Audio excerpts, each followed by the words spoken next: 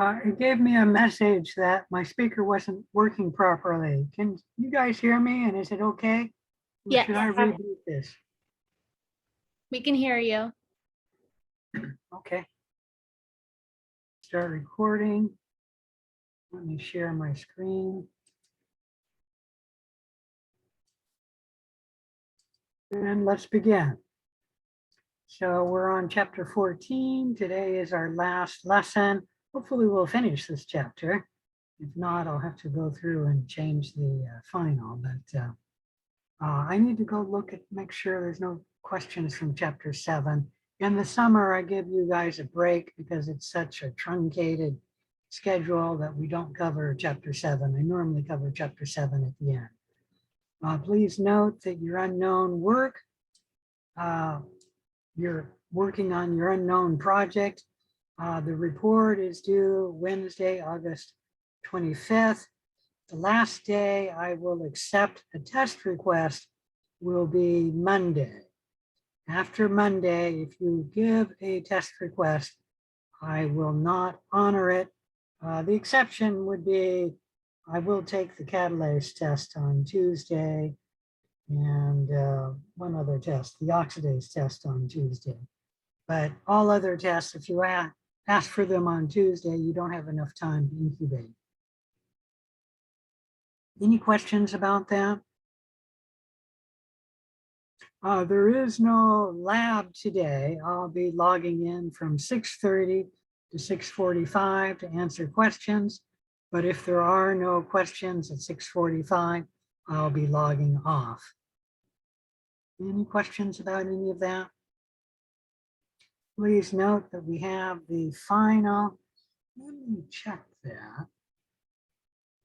Because I remember looking at the schedule and it told me that the class wasn't supposed to be going. Can you see my screen? I should ask that.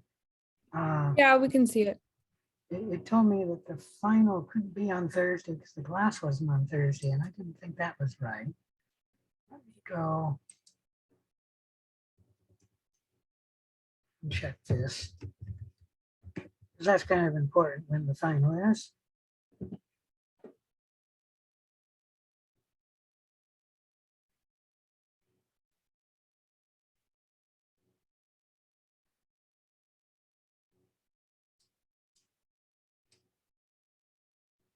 You'd think I would remember that, but I'm an absent-minded professor.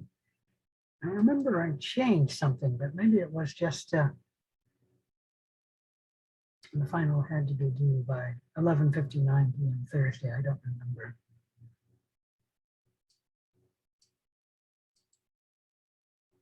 Let's check that to make sure you're taking the final on Thursday and not Wednesday. The final is set for Thursday. Thank you. You already have it. I'm getting there. There it is, August 26th, which is, oh, that doesn't help me. Bring my calendar up here. 26 is Thursday. So the final is on Thursday. Well, there it is there. So everything's good. Nope, that's the wrong thing. Note that there are two finals, Final A and the final that requires Respondus Lockdown Browser. Final A is just a few questions. I think I told you last time how many it was. I gotta stop my share. I'm gonna look in to see how many questions that is. I think it's 3 or 4 or 5, something like that.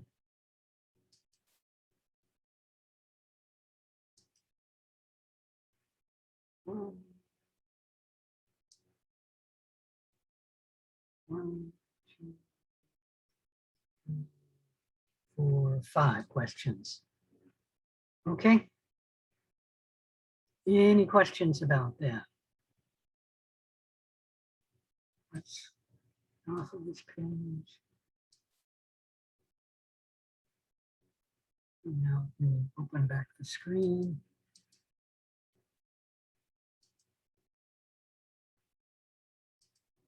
All right, any questions? If not, let's begin.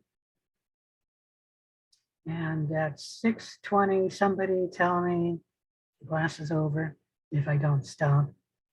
Um,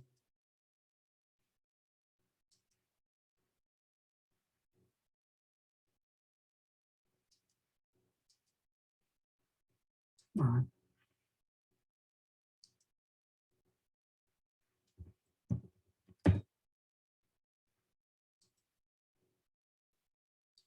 All right, so we talked about the normal microbiota and that you can find it in all of the locations on the outside of the body, as well as internally in the mucous membranes, like the lower reproductive membranes. It's not up higher, like it's not normally found in the kidneys and readers.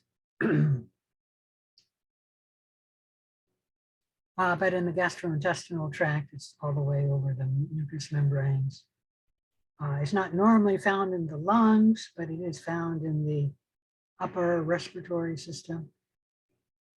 We found the normal microbiota in some odd places. And let me go ahead and talk about that now. Like they found the normal microbiota in the female urine, and they looked at that and they found that there is normal microbiota, at least in the female bladder. So the female bladder has a normal microbiota, and that was not known until, I don't know, what is that? Well, less than 10 years ago. They found normal microbiota in mother's milk, and it turns out that the breast tissue of a woman has a normal microbiota.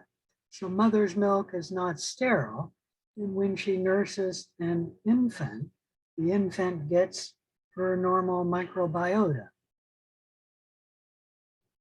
And this one isn't terribly surprising. The placenta has a normal microbiota. The placenta is connected, although there's a space there, but it is connected to the lower mucous membranes of a woman, and that's all connected. So it's not surprising that the placenta has a normal microbiota when they look. Any questions about any of that?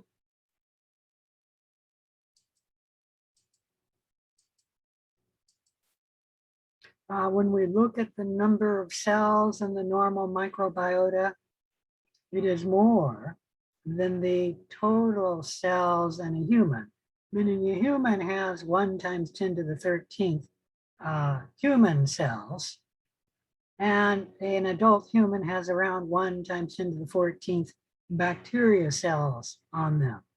So that asks us to beg the question, are we more microbe than we are human? And you shouldn't let that freak you out too much, because the answer is yes, at least by the number of cells. Here's some pictures of the normal microbiota. Bacteria in the nasal epithelium, the orange cocci. Bacteria in the lining of the stomach, so bacilli in the stomach. This is not bacilli, those are actually, what do we call that? I forget what this is. This comes out of the cell of one of the stomachs. Bacteria in the large intestine, and you notice that they have different shapes and sizes. In the intestine, there's many different bacteria. There's a, what is that called? Coccobacillus, and that's either a coccobacillus or a cocci, and there's clearly a bacilli. And that is probably food or junk there. Any question about any of this? there is a relationship between the normal microbiota and the host.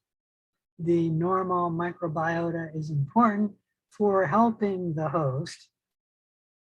Like the normal microbiota helps us digest our food, but also the normal microbiota gives us some vitamins and helps protect us from human pathogens. The normal microbiota can engage in antagonism with a human pathogen. Microbial antagonism is competition between two microbes, and they can compete for the niche they occupy. If there's no space for something to come down on my skin, it can't grow on my skin. They can compete for resources. If the normal microbiota eats all of the resources or consumes all of the resources, then there's nothing for the human pathogen to consume, and it's not going to grow and then cause disease. The normal microbiota can change the environment, like producing acids. Like our skin is more acidic because of our normal microbiota on the skin. Sebum is slightly acidic, and the normal microbiota makes it even more acidic.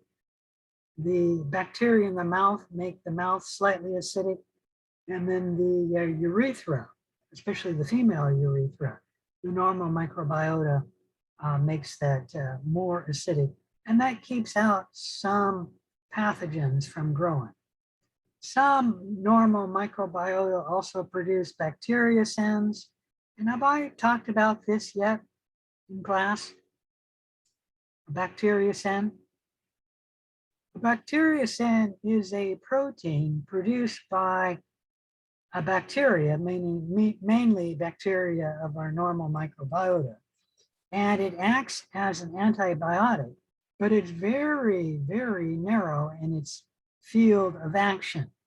So normally when we have a narrow spectrum of action antibiotic, it only takes gram negatives or it only takes gram positives. Well, a bacteriocin produced by E. coli only inhibits bacteria similar to E. coli, like Salmonella and Shigella. It would not inhibit like Enterococcus faecium, a bacteria in our intestines. And this is a good thing when bacteriocins inhibit a pathogen like Salmonella and Shigella, but they don't inhibit the other microbes growing around them, like the normal microbiota. And I've often wondered why we don't use bacteriocins as an antibiotic.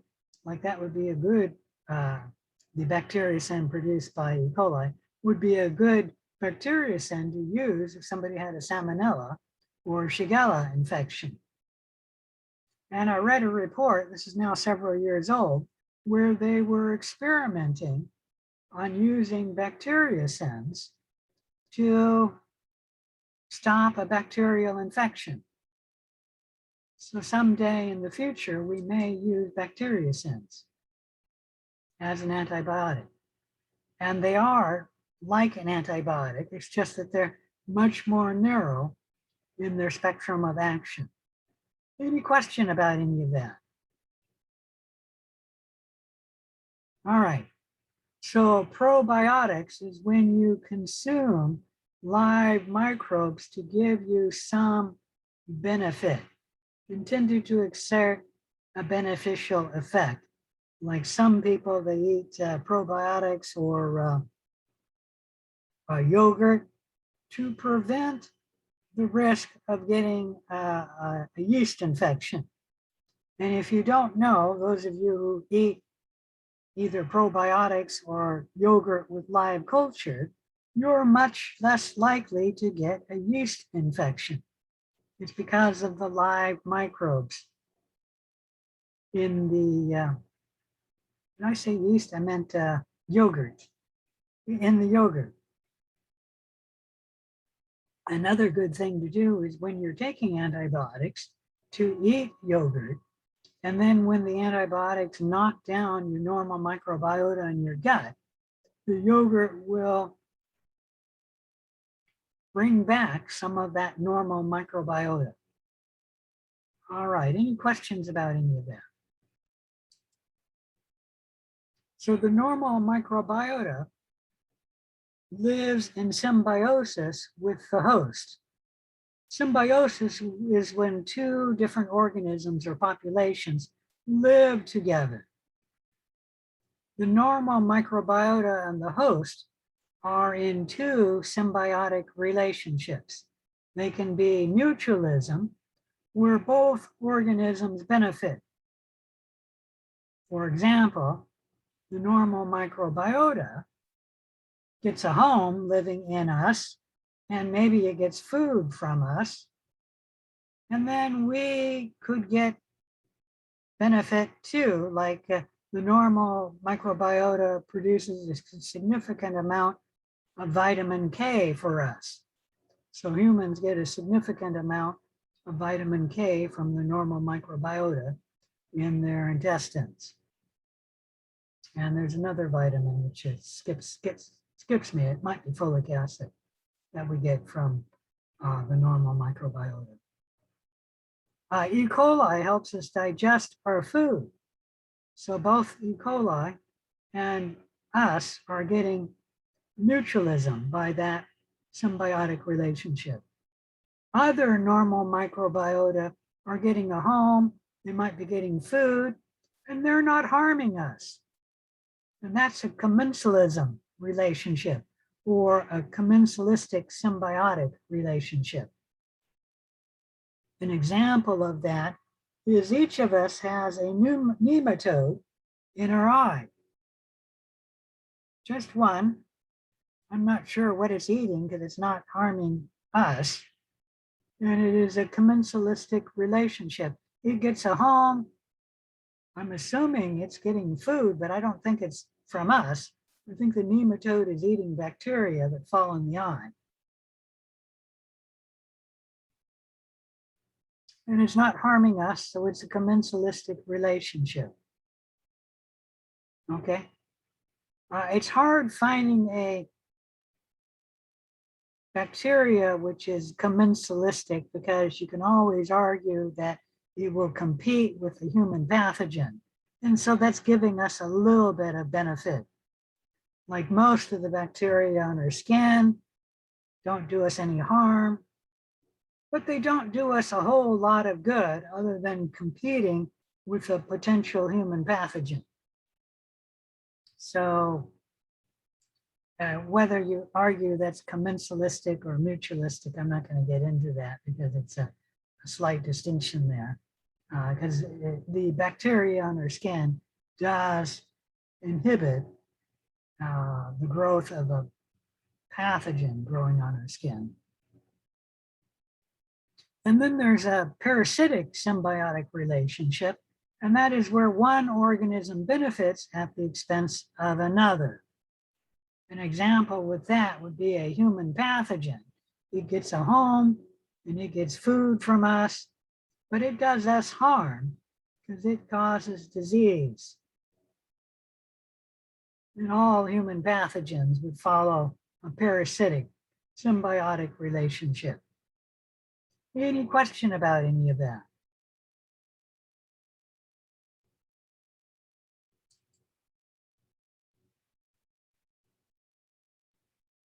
The normal microbiota does not normally cause disease, but sometimes under certain circumstances, it can cause disease.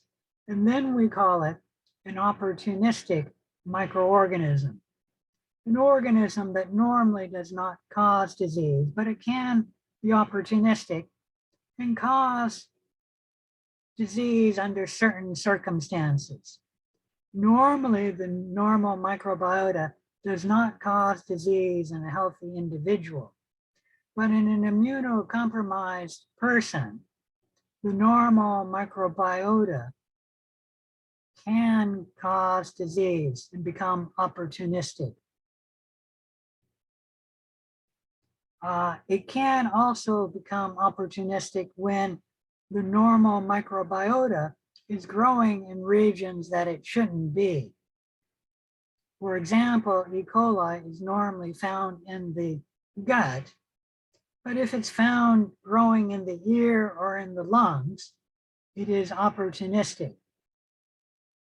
Staphylococcus aureus, if it's in the nose or the throat, can be normal microbiota, but on the skin or elsewhere in the body, it would be, well, it would be human pathogen. This one, I'm not going to call it opportunistic because it can be a human pathogen when it's growing on the skin. And about 20% of Americans have Staphylococcus aureus on their skin.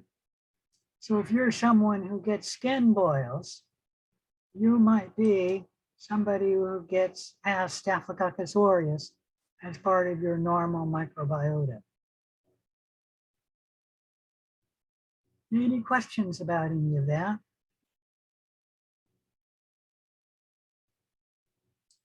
All right.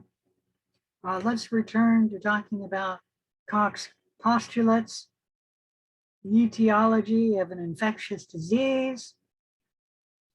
Remember, Dr. Robert Koch proved that Bacillus anthracis causes anthrax. And then he published his steps for how he proved that Bacillus anthracis causes anthrax. And these steps came to be known as Koch's postulates, the steps one uses to prove that a given microorganism causes a given disease. There we go. Trying to blow this up a little. So when we have a sick organism and we isolate bacteria from that organism and then grow up the bacteria as pure cultures, if we then inoculate that pure culture into a healthy individual or healthy organism, and then that organism becomes sick, why the bunny is put on its side here, he's a poor sick little bunny, that's pretty strong evidence that this organism causes this disease. But Dr. Koch went one step further and said, you also have to pull out this organism from this sick organism, meaning you pull out the bacteria that causes the disease and grow it up in culture so that you confirm that this bacteria is causing this disease. Okay. Any questions about Koch's postulate? Furthermore, he stated that this organism must be present in every case of this disease. And then when these are all seen, we can say that this organism causes this disease. And these steps are Koch's postulates, the steps used to prove that a given infectious agent causes a given disease. This is the third time we've covered Koch's postulates in this class. So be expecting a question on Koch's postulates on the final. Any questions about Koch's postulates?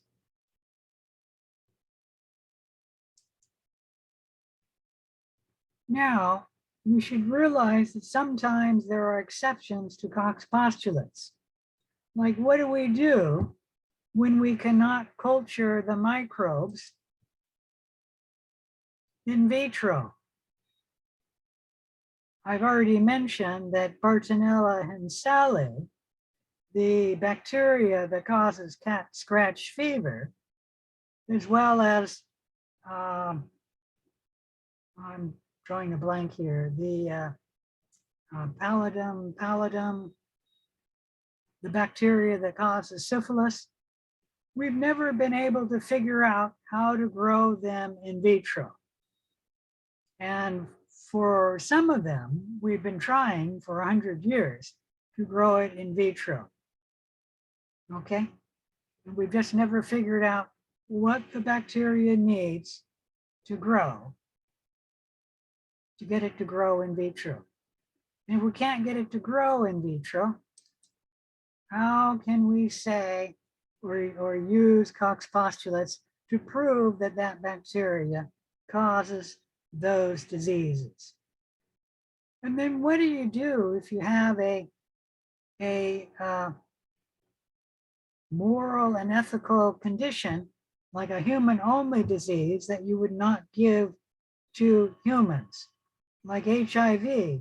We've never infected HIV with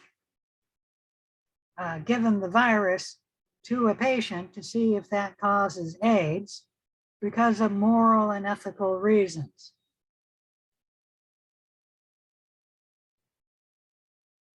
So how do we know that HIV causes AIDS? And how do we know that the syphilis bacteria causes syphilis? If we can't use Koch's postulates, how do we know this? Any Is guesses? it being cultured? Is it being cultured in like an artificial media? Actually, with syphilis, you can culture them at least for short term. I don't remember how many cycles you can culture it, but you can grow it in an animal like rabbits for a while. But after a while, the syphilis will die when it's being cultured in the rabbits. But no, that's not the reason, because I don't think it causes syphilis in the rabbits. And I mentioned that HIV, we can culture it in the chimp, at least one of the chimps, there's 2 chimp species, and it will grow in one of the chimps, but it does not cause disease in the chimps. Certainly doesn't cause AIDS in the chimps. So how do we know that HIV causes AIDS? Nobody's guessing, so I'm just gonna go on and tell you, and that is that we've done vast, large ecological studies. And in fact, with HIV, we've noticed people who were HIV negative, and then they became HIV positive, and they followed them over time, and they went on to develop AIDS. So with vast epidemiological studies, you can also find out what organism causes a given disease. Any question about that?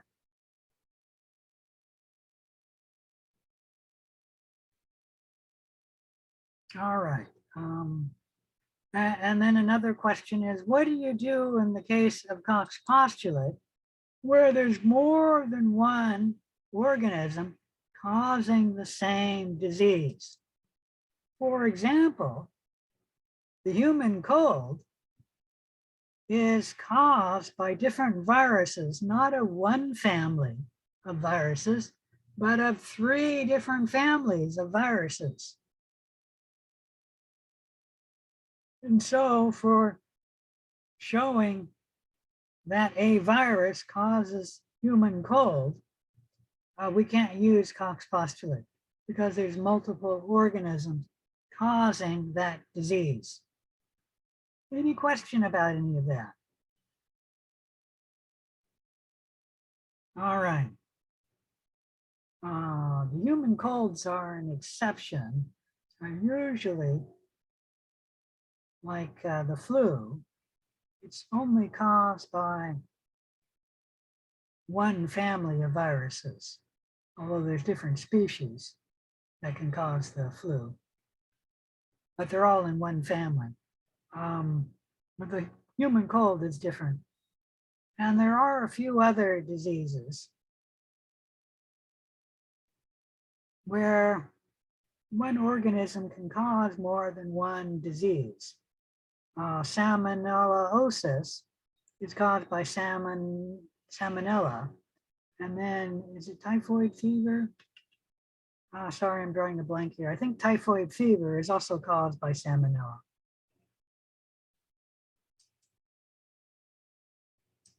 All right, some terms you should know for classifying infectious disease. The symptom is a change in a body function that is experienced by a person as a result of disease, but it is subjective. A symptom is not apparent to an observer. For example, a headache is a symptom. Nobody else can measure your headache or confirm that you have a headache. The only person who knows is the person who has a headache. Any question about that? So that's what a symptom is. The sign is a change in the body that can be measured or observed as a result of disease. So it's an objective measurement.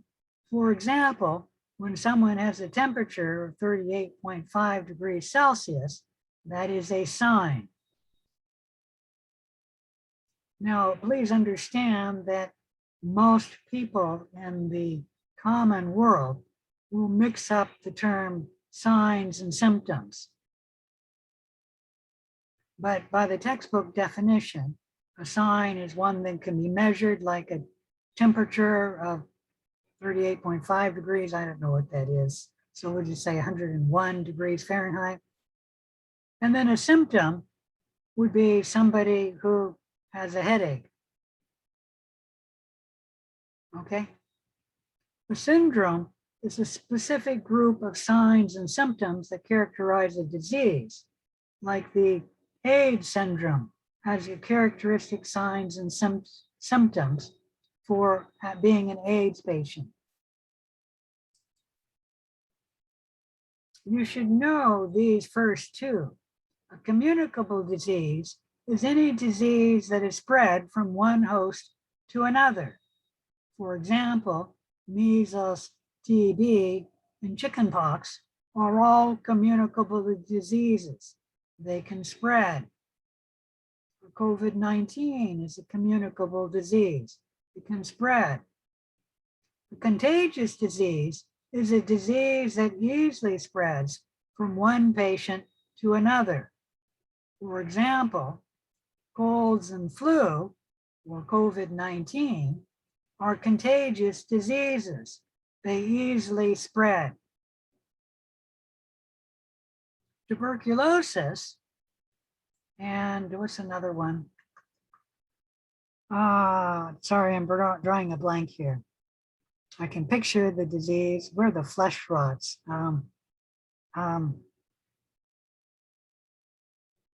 Oh gosh.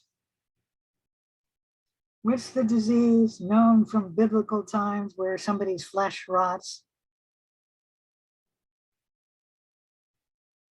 Leprosy, got it.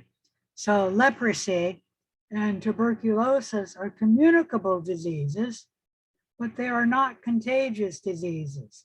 They do not spread easily. You need to be in contact with someone for a long period of time before that disease can move from one patient to another. A non-communicable disease is one that does not usually spread from one host to another.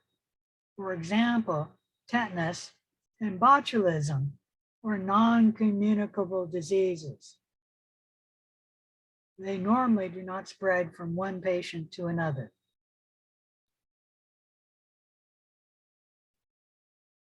Can anyone think of a way where tetanus could spread from one patient to another?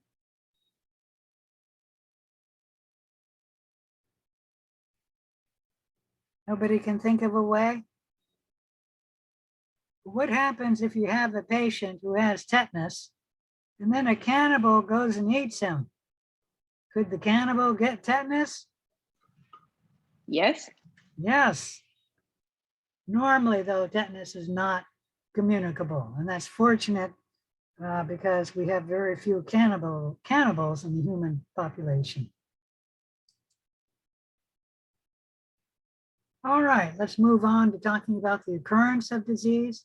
To understand the full scope of disease, we need to understand the details about its occurrence.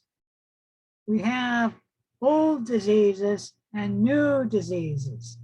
When we talk about the incidence of a disease, it's the fraction of a population that contracts a disease during a specific period of time. In other words, only the new cases.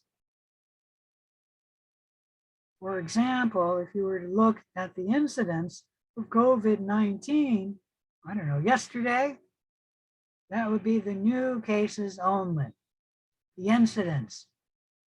The prevalence is the fraction of the population having a specific disease over a given time period. And normally when we're talking about COVID-19, we're talking about the prevalence. How many total people have come down or have COVID-19? And actually that number is getting pretty high in the United States. I think it's over about 10% of the population now. And those are only the cases they know of. In AIDS in 2007, for example, the incidence was 56,300 people who came down with AIDS in 2007, the new cases in 2007. But the prevalence, the entire population that had AIDS in 2007 was over 1 million cases. And the prevalence is both the new cases and the old cases. Any question about any of that?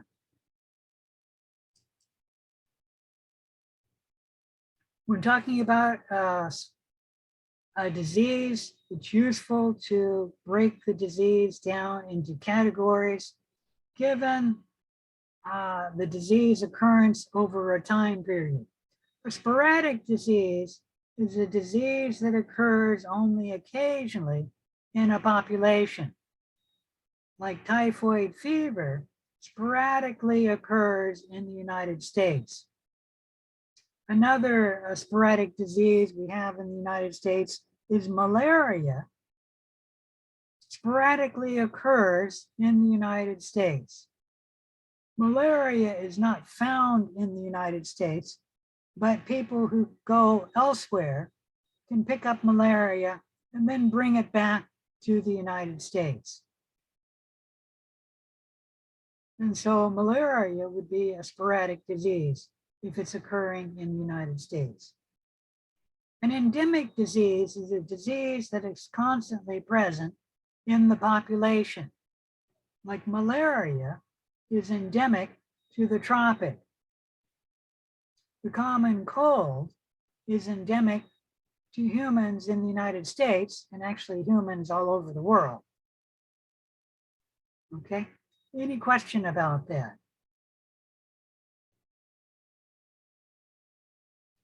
If you don't know, malaria can spread by mosquitoes in the southern United States. I'm talking about the Old South and the Gulf area of the United States. And malaria used to be in the United States as far north as Washington, D.C. But we got rid of malaria by draining the swamps, reducing the number of mosquitoes, and then the malaria died out in the United States. Any question about any of that? An epidemic disease is a disease acquired by many hosts in a continent at a given area in a short time. And usually we say over a continent. For example, COVID-19, when it first showed up, was an epidemic in China or Southeast Asia.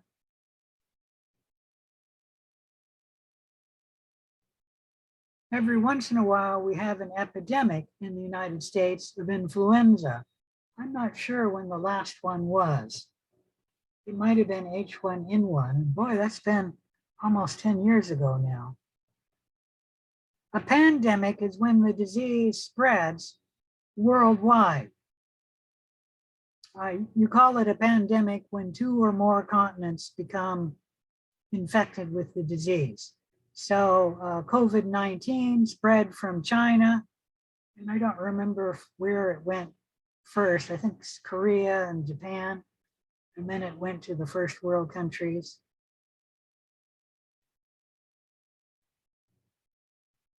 And then it became pandemic, a worldwide case of a disease, much greater than normally seen. Any question about that? Influenza, if ever in the world it becomes an epidemic, it will quickly spread worldwide and become pandemic. COVID-19 followed that same path. It quickly spread worldwide.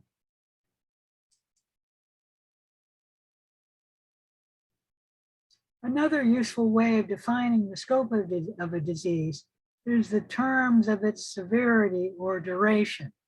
An acute disease is where the symptoms develop rapidly, but the disease is short-lived.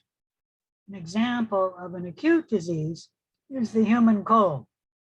The disease develops rapidly, but the disease is short-lived. Influenza also is an acute disease, even though it's much longer than the human cold. It's still short-lived. I've never heard of someone getting influenza for longer than a month. A chronic disease is a disease that develops slowly, but persists for long periods of time. Usually, chronic diseases get worse with time. Like hepatitis B, the patient gets a chronic disease, starts causing liver disease, and this disease develops slowly over time. You can have a disease in between an acute disease and a chronic disease. I'm just going to mention it, but you're not going to be quizzed on this. A subacute disease, symptoms between acute and chronic.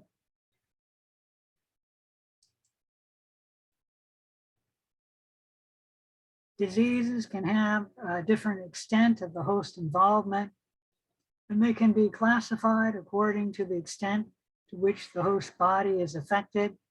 A local infection is where a pathogen is limited to a small area of the body. For example, when someone has a boil from a skin infection caused by Staphylococcus aureus, a local infection.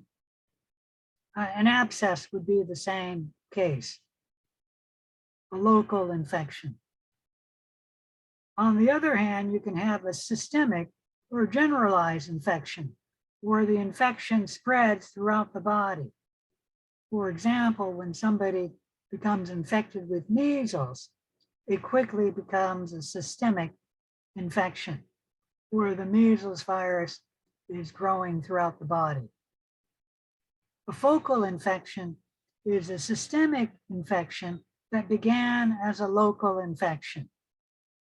So MRSA, multi-drug resistant Staphylococcus aureus, can start as a local infection, a skin lesion, but it can spread further. And if it gets infecting into the blood, the infection gets into the blood can spread it throughout the body. And then you have an infection throughout the body. And that would be a focal infection. Any question about any of that?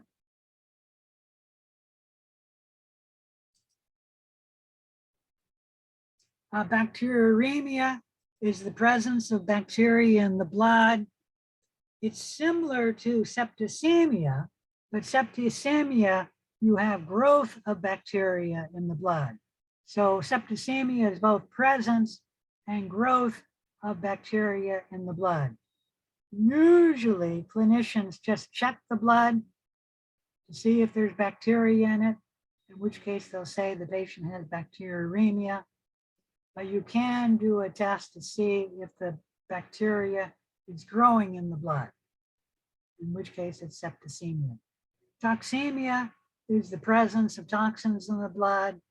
Viremia, the presence of viruses in the blood. Any question about any of that? A primary infection is an acute infection that causes the initial illness, like a person may come down with a sore throat from a primary infection. A secondary infection is an opportunistic infection that occurs after the primary infection. The primary does damage to the throat, for example, and that can lead to a secondary infection, where an opportunistic organism can now grow. I'm trying to think of in a case of that. Obviously, if you weaken the host immune system, the opportunistic organism can grow and can grow elsewhere in the body. And an example of that might be somebody who has a sore throat, and then later on they get an ear infection. The ear infection can be, if it's caused by a different organism, a secondary infection.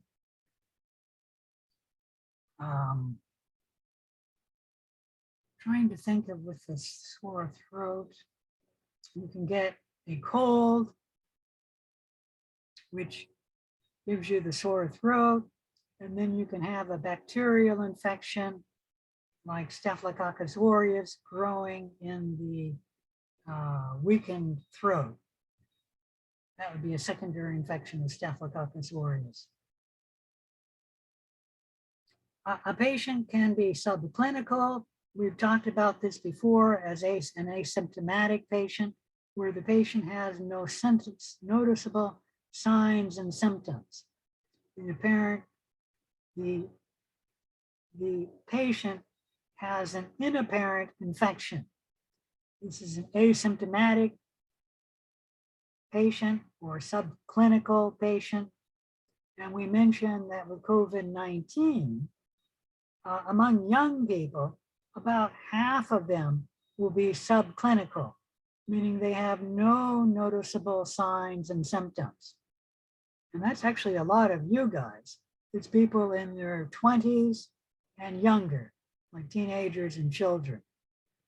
And even of adults, or I should say not adults, even of people in middle age or older, about a third of them can be subclinical with COVID-19.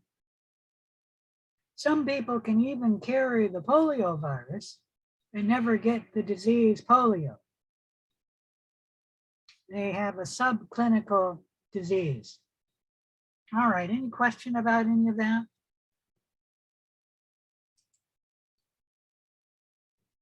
We can talk about the severity or the duration of the disease.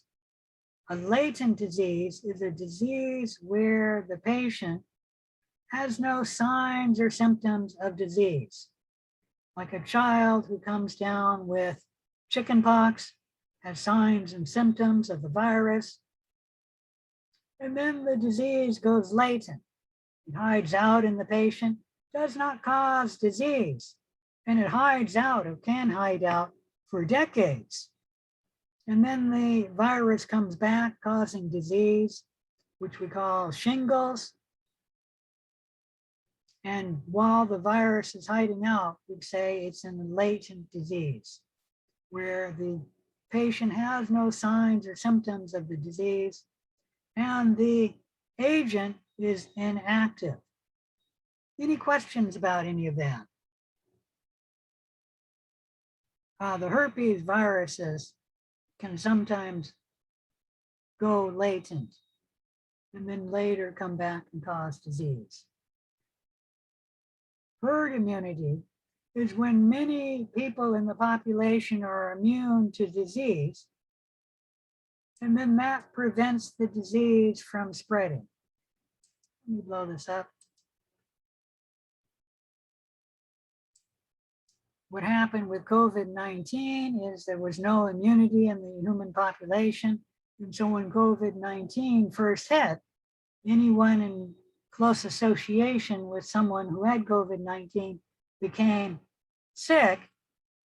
And eventually the whole world, most of the world would have become infected with COVID-19 if we hadn't taken steps to try and control that. Now we have a vaccine, and that can give immunity. And with you have enough people who are immune, only those who are not immune, who are in close association with those who have COVID-19, can pick up the virus.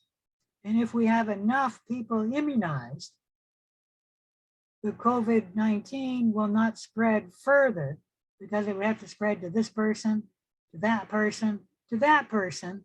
And the COVID-19 isn't getting to this person because that person isn't in contact with these who have COVID-19. The problem with COVID-19 is to get herd immunity, we're going to need about 85% of the population to be immune to COVID-19 before COVID-19 stops spreading. We're nowhere near 85% of the population immune to COVID-19. The highest state is, I think, Vermont, which has about 70% of the population immune to COVID-19. It might even be 75% now, because it was a couple of weeks ago when I heard Vermont had 70% immunity. So in every state in the United States, COVID-19 can still spread because not enough people are immune to getting COVID-19. By the way, this is one reason why you should get the vaccine. And that's to stop the spread of COVID-19. If we ever get immunity up to 85%, maybe life will return back to normal. We'll see. Any questions about any of that? All right, let's talk about the patterns of disease. Normally, disease follows a specific sequence of events associated with an infection by a microbe that causes this subsequent disease. First of all, the disease-causing organism has to come from a reservoir. So a reservoir must exist where the disease comes from. The pathogen must be transmitted to a susceptible host. The pathogen then invades the host and multiplies in the host. Furthermore, the pathogen must injure the host. If the pathogen does not injure the host, we will not come down with disease. The patient may harbor the disease-causing organism and may spread the disease-causing organism, but the patient will not have disease unless the disease injures the host. The illness can then end in one of two ways. The host immune system destroys the pathogen, or the human dies. Patient dies. Any question about that?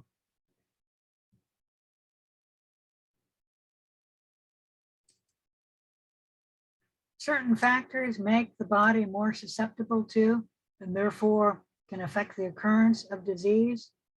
For example, females have a shorter urethra, so they have a higher incidence of bladder infections or urinary tract infections than males.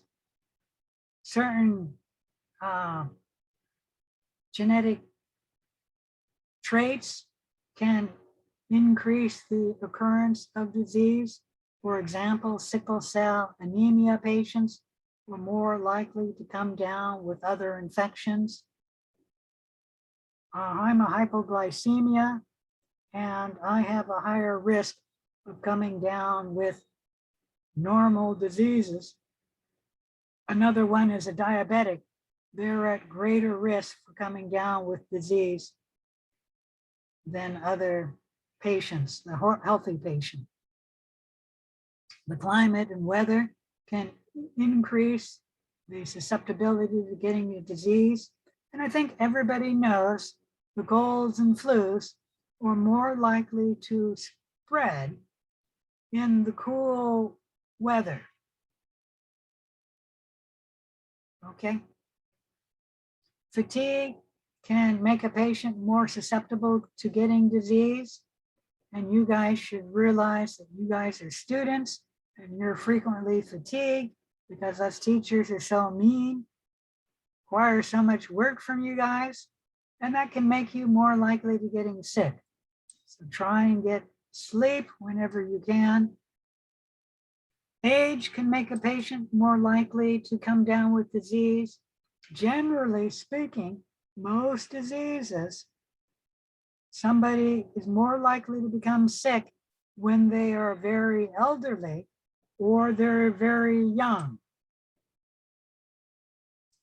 So most diseases spread among the very young or the very elderly.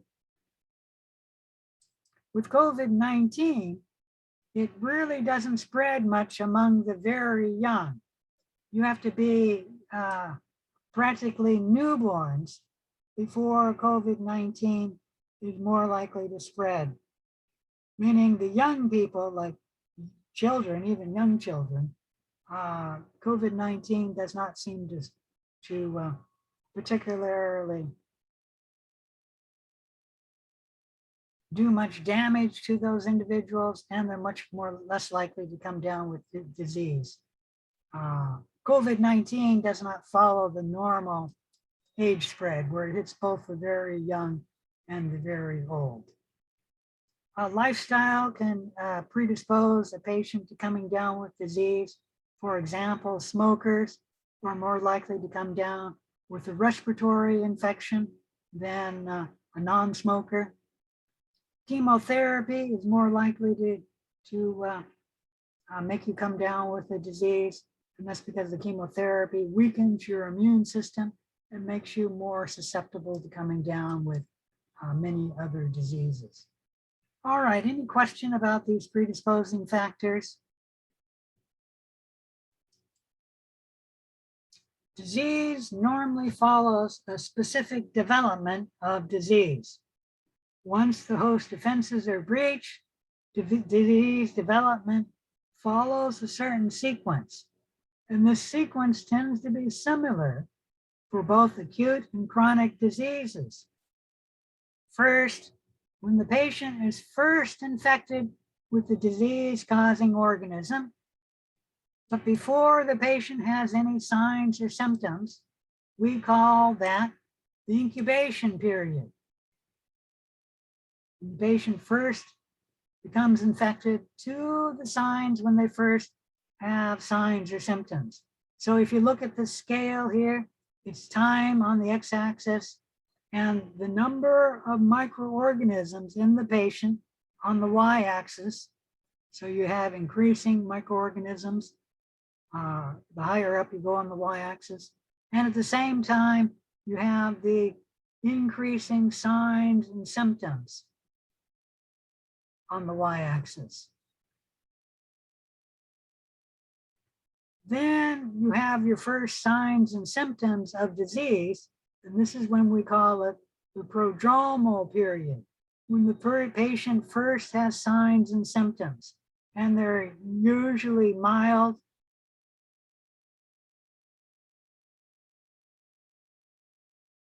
not too severe.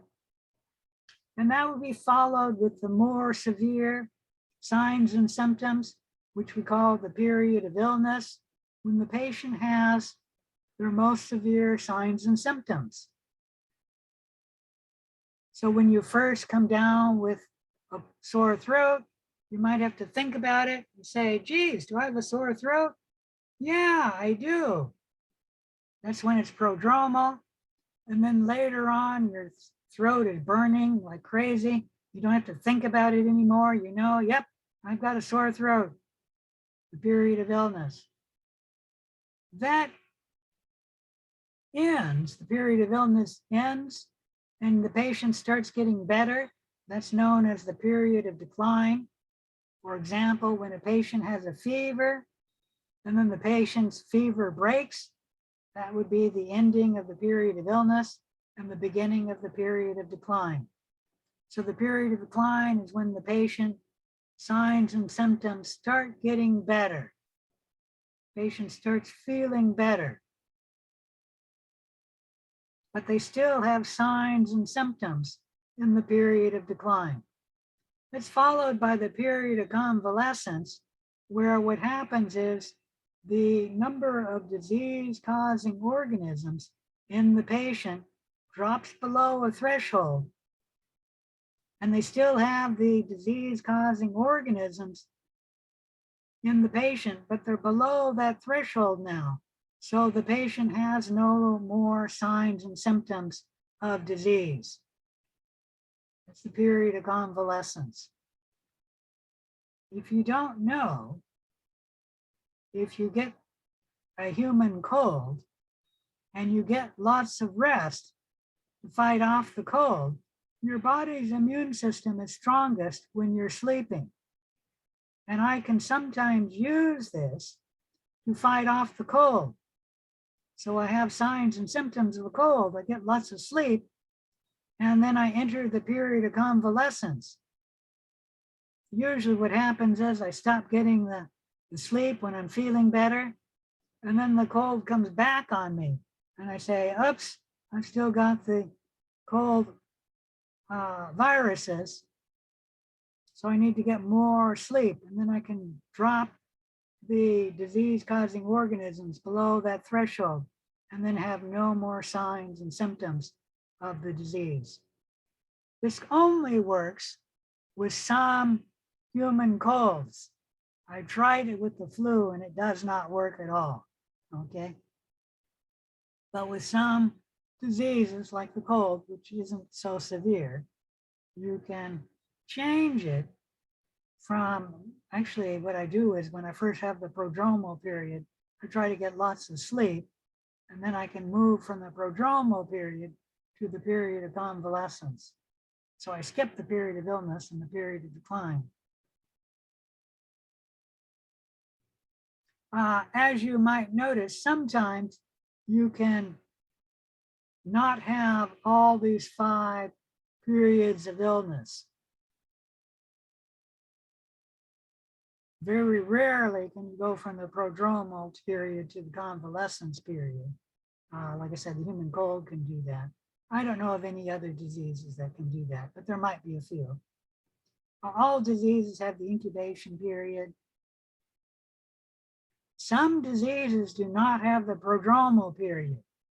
For example, one moment I was fine, was in the incubation period, and then I had signs and symptoms of the flu, and it felt like somebody hit me over the head with a sledgehammer. So sometimes with the flu, you don't have a prodromal period. You go from the incubation period to the period of illness. And then sometimes there is no period of decline or period of convalescence. And that is when the patient dies. It used to be when a patient came down with AIDS, they died. And so there was no period of decline or period of convalescence. That can still happen today, but because of medication, we can keep these people who have AIDS alive for a long period of time. All right, any questions about the periods of disease development? If not, here's a question for you. When or what period in the development of disease is a patient not communicable, not capable of spreading disease?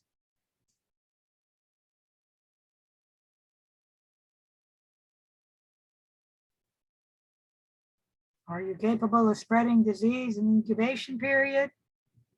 Are you capable of spreading disease in the prodromal period? Obviously, I think everybody knows you're capable of spreading disease in the period of illness. How about the period of decline or the period of convalescence? It would be the period of convalescence, right? Nope, it's a trick question. You have the disease causing organism in every period. So you are capable of spreading disease in every period. My mother used to tell me all the time, oh, I'm getting better now, so I'm not communicable. And I would tell her, Mother, you're speaking to a microbiologist. I know better. Even in the period of convalescence, you can spread disease. You're much less likely to than in the period of illness, but you can spread it in the convalescence period. You can also spread it in the period of incubation. And I think you guys probably know this. With colds and flus and COVID-19, you can spread it late in the incubation period. With colds and flus, at least for adults, you're actually most contagious late in the incubation period and in the prodromal period. Why that's the case is your immune system is ramping up in the period of illness, and then the adult is less likely, less communicable in the period of illness for cold and the flu than they were in the incubation, the prodromal period. Now that happens with adults, that doesn't happen with children. Children are actually most contagious in the period of illness. So if you have children in your house, you might come to know that they're most contagious when they have the worst signs and symptoms. But you as an adult, at least for the colds and flus, are most contagious late in the incubation period before you even know you're sick, and then in the prodromal period. Any questions about any of that? All right, let's move on to the spread of infection. For disease to spread, there has to be a reservoir infection, a continuous source of the disease causing organisms. The reservoir can be living or non-living. A major reservoir of human infection are other humans. So humans can be reservoirs. For some diseases, like AIDS and gonorrhea, humans are the only reservoir. Sometimes carriers may have inapparent infections. They may be asymptomatic, or they could be latent in latency. So a person who got chickenpox can be in latency, and then they can come out of latency, and then the patient can spread the disease-causing organism when they have shingles. And with that disease, humans are the only reservoir. Animals can be reservoirs for human diseases. For example, rabies has to come from an animal. Rabies does not spread from humans. So it can't spread human to human, but it can spread animal to human. A Lyme disease spreads animal to human. And usually with Lyme disease, it spreads from some animal and is picked up by a biting insect, like a tick or something like that, which then spreads it to the human. Some zoonoses may be transmitted to humans. Zoonoses or animal diseases that can be transmitted to humans. So rabies would be a zoonoses. Any question about any of that? Some diseases can come from non-living reservoirs. For example, botulism and tetanus almost always come from a non-living reservoir. When we eat contaminated food, we can come down with botulism. Tetanus is usually obtained from a puncture wound, and then the bacteria get inside the puncture wound. Another example of a non-living reservoir is when people get an E. coli infection from eating contaminated lettuce, or people getting bacteria from the water they drink. In third world countries, that sometimes happens. Or the soil transmits the disease-causing organism. For example, a cat goes to the bathroom in the garden, and then what is that organism? Sorry, I'm drawing a blank here.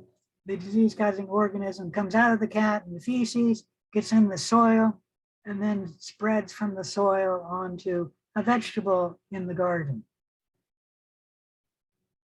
A non-living reservoir, because we pick the vegetable, so we're counting it as not alive. All right, any questions about the reservoirs of infection? If not, let's talk about the principal routes of infection.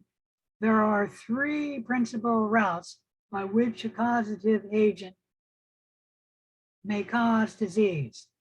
Disease can be transmitted from the reservoir to a susceptible host by 3 principal routes. There's contact transmission from one patient to another, like a handshake or kissing. Vehicle transmission, where something brings the disease-causing organism to the healthy individual, like the cup or the glass. And then there's vector transmission, where an animal brings the disease-causing organism to the healthy person.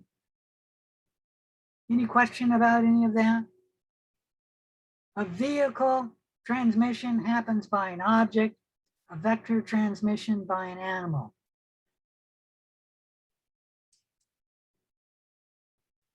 Let's talk about direct contact transmission. There are 3 types of contact transmission. There's direct person-to-person transmission that requires close association between the infected individual and the susceptible host. A handshake is an example of a direct contact transmission. So is kissing.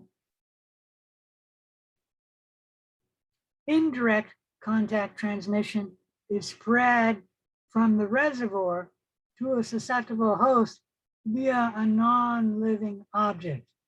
We have a term for non-living object, and you should learn it. It's a fomite. For example, when somebody blows their nose, the contaminated tissue can spread the disease from the reservoir, the patient, to a susceptible host. When somebody coughs into their hands and then they touch money or a baseball, and then somebody else touches the money or the baseball, it's getting the disease-causing organism indirectly from contact transmission. Now, a category of contact transmission is droplet transmission. And this is where transmission occurs via an airborne droplet that travels less than 1 meter. This is different from airborne transmission that we'll talk about later. So in this cough here, or sneeze, whatever it is, for 1 meter here, they're counting that as droplet transmission, which is contact transmission. But beyond that 1 meter, it's not droplet transmission, it's airborne transmission. And I'm not going to test you on the difference between droplet transmission and airborne transmission, because I feel that 1 meter is an arbitrary distinction. And there's not a whole lot of difference between droplet transmission and airborne transmission. It all comes from the same sneeze or cough. And yet one, the droplet transmission is contact transmission, and then the airborne is vehicle transmission. Any question about that? So for contact transmission, you should know direct and you should know indirect, like the baseball becomes contaminated. And then first player who touched it had the disease, and now there's disease causing organism on the baseball. And now the catcher touches the baseball, and so the catcher can get the disease. A direct, a high five, a handshake, kissing, contact transmission. Any questions about contact transmission? All right, let's move on to vehicle transmission, where some object is a vehicle transmitting the organism from one location or one patient to another. There's three types of vehicle transmission. There's waterborne transmission, where contaminated water that could be contaminated by sewage transmits the disease-causing organism. Foodborne transmission, where undercooked food can transmit the disease, or food that is inappropriately handled, like somebody picks up the disease-causing organism on their hand, and then they cook the food, and then they touch the food with their hands and contaminate the food. And then the third way is airborne transmission.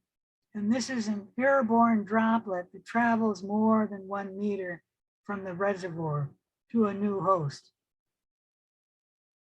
All right, so that's vehicle transmission. Any question about vehicle transmission?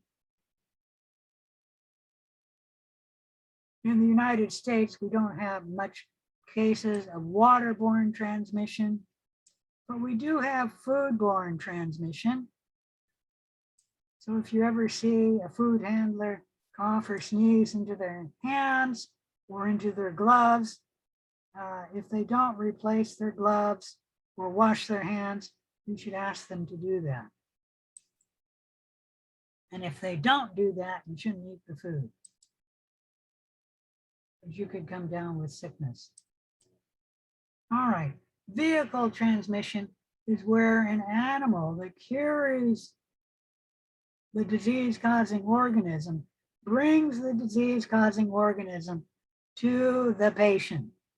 The most important group of vectors are the arthropods, especially biting fleas, ticks, and mosquitoes. Vector transmission can happen in two different ways. Mechanical transmission, which is passive. For example, in this case, the fly is passively picking up the disease-causing organism on its feet, and then the fly touches the food, bringing the disease-causing organism to the food, and then the patient eats the food, getting the disease-causing organism. So this is mechanical transmission, where the disease organism is passively transported to the patient. There's also biological transmission, and this is where the pathogen actively reproduces inside the vector. An example of that is malaria multiplies in the mosquito, and then the mosquito can give the malaria to the human when the mosquito bites the human. So that's biological transmission. Any questions about vector transmission?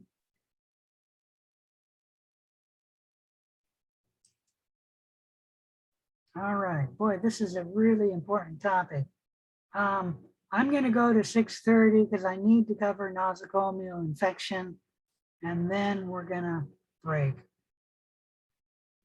Nosocomial infections is probably the most important thing you can learn in microbiology if you go and work in the healthcare, healthcare, what do you call that? Healthcare environment. A nosocomial infection is a hospital-acquired infection where the patient would not have become infected if they had not come in to a healthcare setting. So this infection is directly a result of a hospital stay or staying in some other healthcare facility.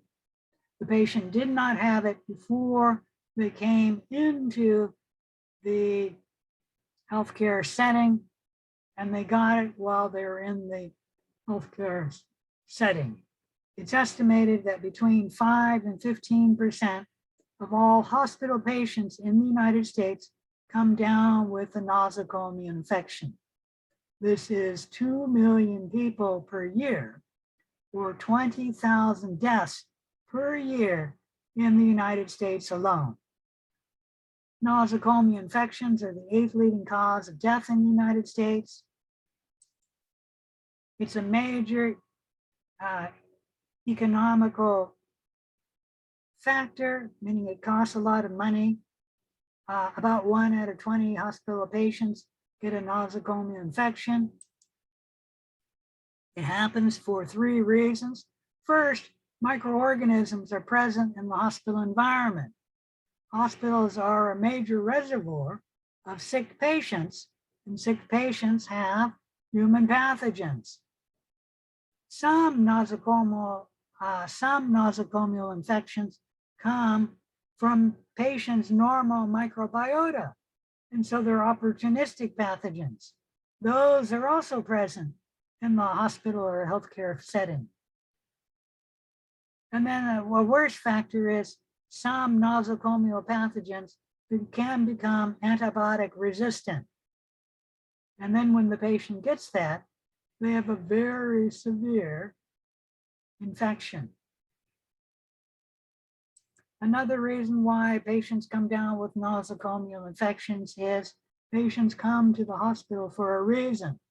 They are oftentimes compromised host, one whose resistance to infection is impaired to disease by either therapy, burns, or by the disease that brings them to the hospital or the healthcare setting. So broken skin, mucous membrane compromises the host. So do burns, injections, ventilators, urinary catheters, the administration of anesthesia, all compromises the host.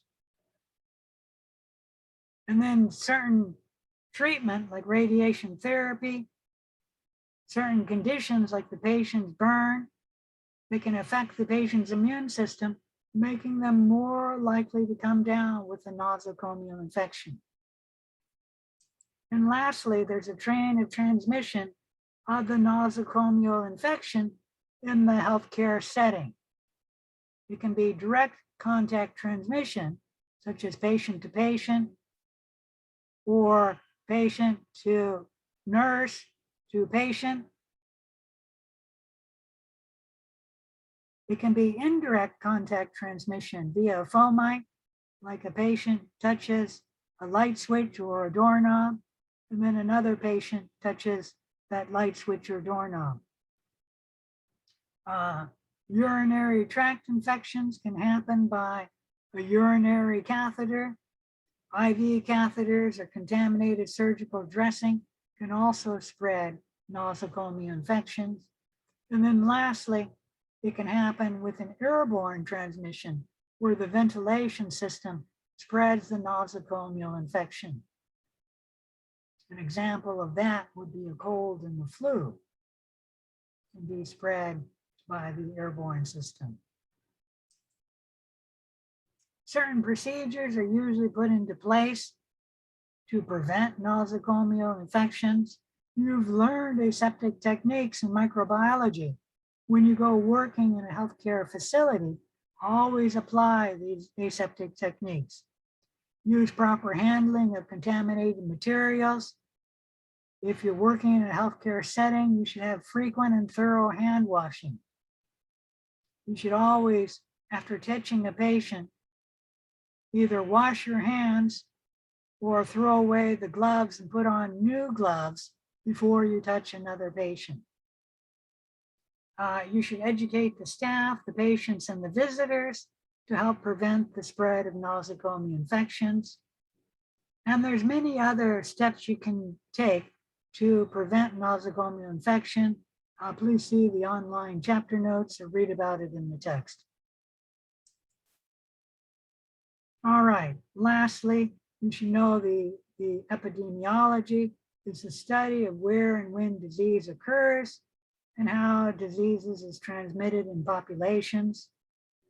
The CDC collects and analyzes the US epidemiological information, and they publish it in the Morbidity and Mortality Weekly Report, which is frequently called the MMWR, which you can find at www.cdc.gov. Notifiable diseases are those that the physicians are required by law to report. And that reporting will be passed on to the Center for Disease Control. And then they'll publish that in the Morbidity and Mortality Weekly Report. Morbidity, the incidence of a specific notifiable disease. The morbidity rate, the number of people affected in relation to the total population in a given time period. The mortality, the deaths from a notifiable disease. The mortality rate, the number of deaths from a disease in relation to the population in a given period of time. Does anybody know the mortality rate for COVID-19 in the United States?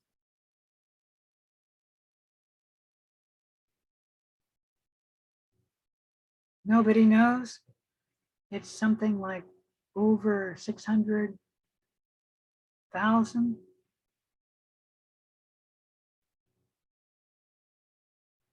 All right, it might be approaching 700,000 now. All right, any questions about any of this? If not, that's the last slide for this lesson. So it's 6:30 now, so I'm just going to stay on until 6:45 to answer questions. And I suppose I should actually shut this down and open it up on the lab in case somebody's looking for it there. All right, any questions? If not, that's it. You've been great students this term. I hope you do well on the final. If you have questions and you don't want to ask them now, please email them to me. All right. Thank you, Dr. Volp. All right. Thank you.